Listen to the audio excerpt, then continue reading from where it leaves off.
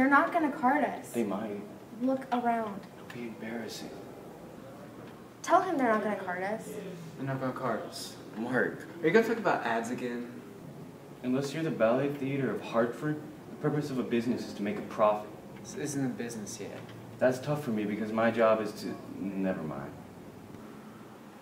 He's 25 minutes late. He found Napster when he was 19. He can be late.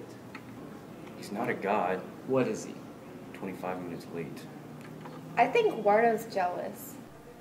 I honestly wasn't jealous. I was nervous. Why?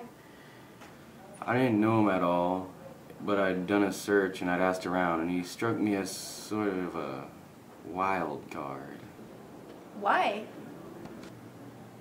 He crashed out of 2 pretty big internet companies in spectacular fashion, and he had a reputation with drugs.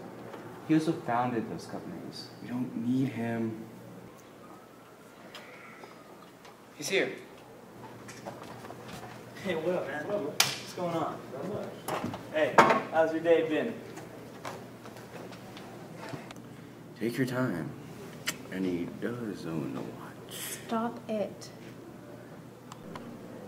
I'm Sean Parker. How do you do? You must be Eduardo and Christy and Mark. It's great to meet you. Good meeting you.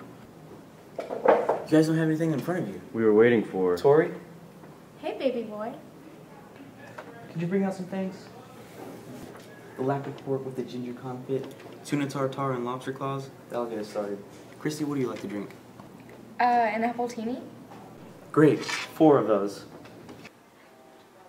From that point on, it was the Shaunathon.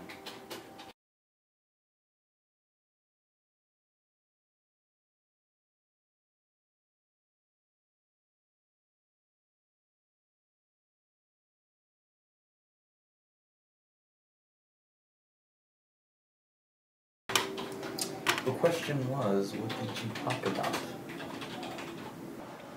He took us through his episode with Napster. I didn't want to spend my 20s as a professional defendant. Who knew the music industry didn't have a sense of humor? We tried to sell the company to pay the $35 million they said we owed in royalties, but I guess to them, that was a little like selling a stolen car to pay for the stolen gas.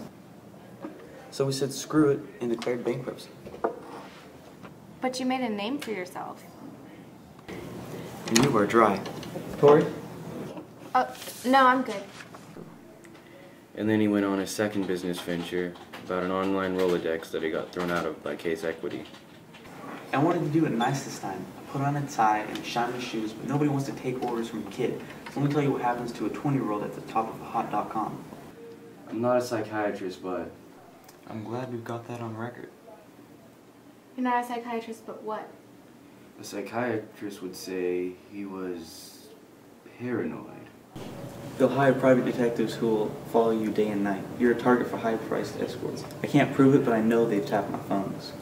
Whatever it is that's going to trip you up, you've done already. Private behavior is a relic of a time gone by. And if somehow, some way you've managed to live your life like the Dalai Lama, then they'll make stuff up. Because they don't want you, they want your idea.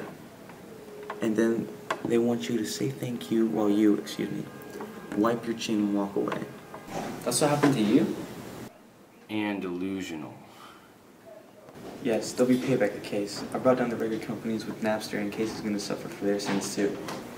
You didn't bring down the record companies, they won. In court.